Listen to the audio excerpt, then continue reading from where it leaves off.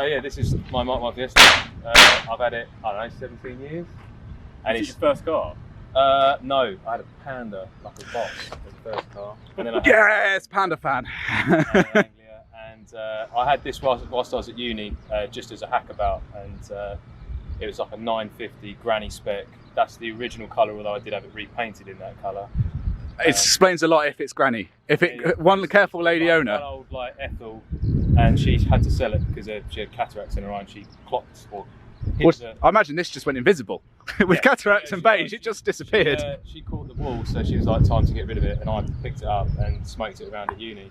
So then I bought a forged engine. So this is what's in it now is the engine that's Area 6 Ian Howe built engine, and we put a Jag XJR M90 supercharger on it, which is designed for like what, 3 litre. I was about to say that probably needs a good at least 100 horsepower to turn the bloody thing. But it was good when it worked, but I was plagued with it had like belt slip issues. Yeah, it would do. I've redesigned the tensioner. We'd go out and like hang off it and tighten it up, and it would be wicked, but then everything would get hot and it would slip. And then I also had so I'll take the bonnet off and I'll show you, but I had like, it's obviously not supercharged now, but when I had it supercharged, I had a blow through set up like you would a normal like turbo engine, and I had issues with that being like temperamental. When it would come on boost, it would kind of, you'd have instant like 12 psi, so like just general driving around. If you come down to a roundabout and just roll on the throttle, it'll be the blow straight off. on. I had a 50mm blow off valve on it, and it would shut, and you'd have 12 psi, just like overtaking someone. So it just made it for a bit of a challenging cruiser. So then that sounds really sketchy. Well, it was wicked on throttle, I love it. And it was like 12 psi from 1,000 RPM, which is where it's at.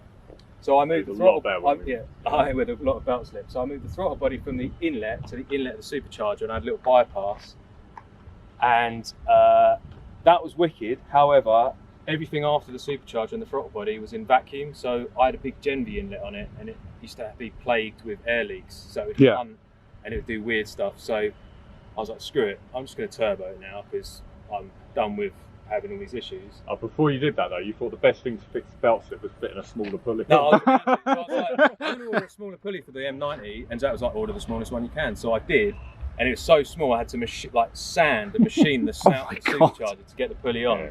But when we did that, it made like 18 psi from the get-go. That sounds frightening. I think the one time I was in it and the belt didn't slip, I was well impressed with it. But I was just like, no, now's the time. I'm going to turbo it. I'll get more top end power. I won't have all the belt slip issues. And then this turbo setup rocked up on eBay, and I sent the link to Zach. And I was like, mate, check this out. And he's like, if you don't buy it, I'll buy it. And I was like, I've already bought it. Bought it now. Big middle finger. Like, crap, I've got this thing. I've got to try and fit this now. So that's where we're at. So yeah, that is a Borg Warner compound turbo setup. It's off of an MAN diesel truck. So effectively you got the little turbo, which is like a T25, so for your #Cookspoon. And then you've got the big turbo is kind of like a GT30 in size. And then there's an internal gate that opens up and bypasses the little turbo turbine housing and feeds the big turbine housing. And then you've just got an external gate that kind of manages the whole setup. I will hand on heart. I'll say this setup is completely unnecessary, but it's more for the pub points. You know, it's more for like. It does actually work really well. So far it works really well. I don't know what it's going to do when we start really turning it up and the temperatures go a bit crazy, because we've just been live mapping on the road, and we have been getting quite high air temps when you get on it and stay on it for a period of time. But I think a lot of that's to do with the charge screw setup. I think you can refine the charge screw setup and bring that down.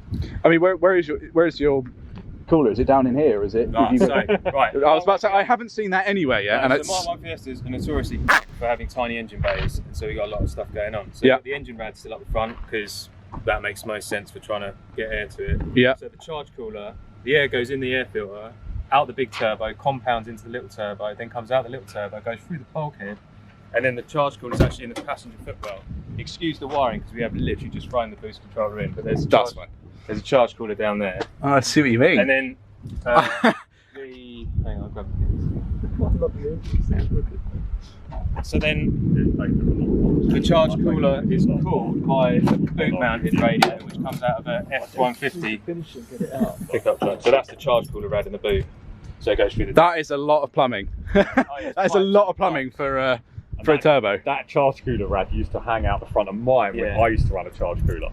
Ah, there you go. It's we swap and change. These wheels used to be on the brown hand-painted Fiesta that we talked about earlier. But I put them on that when I bought that and they didn't fit, so I sold them back to the bike.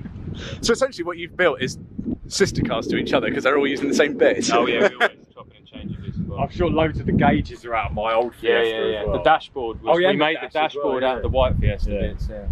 Because right, so I'm a big fan of like old 80s rallycross. I was going to say, this is very like silhouette racer, isn't it? And then we also love the German hill climb, the European hill climb, the Berg Cup. Yeah, So yeah. we've been over to Luxembourg and Germany and watched all the Berg Cup stuff, all the old Polos, Cadets and Golfs, all with big arches, big aero. Well, I was going to say, one of my favourite thing on builds is drilling stuff. Oh, yeah, And you have taken drilling to the extreme on the interior. Yeah. When in doubt, if you want to go quicker, drill more. Didn't you weigh everything you drilled out? When we cut all of these holes out, it's like not even that. It was like 700 or 800 grams of weight. But that's everything. That is everything. Yeah, that's racing. And that's actually a BMX handle off of a BMX for the handbrake. And is it a hydraulic handbrake or is it a hydraulic handbrake? And we literally last night wired up, hence just the rubber band around it. But that's the launch control, so I can squeeze the brake lever on the BMX handle, hold the handbrake and load it. Well, I suppose that's quite a good idea actually, when it's already got the brake handle on it. Yeah.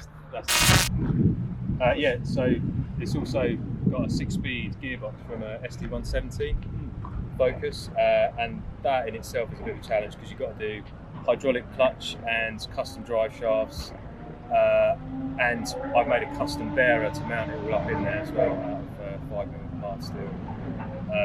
It's a wicked gearbox, very strong, however the ratio is quite short, so I don't know what we can do about that. I'm not going to run like 17-inch wheels on it, so the only real option I can see at the moment is trying to get a straight cut gear set, but they're big money. There's no other gearbox that you could potentially I could put an MTX box like all the boys here, but it's Probably it's the MTX reinvented is the a wheel. really long box. Yeah, The it's 5-speed is like, Yeah. whereas that 6, they put 2 shafts, so the box is actually really narrow. Yeah. It's like wide, if that makes sense.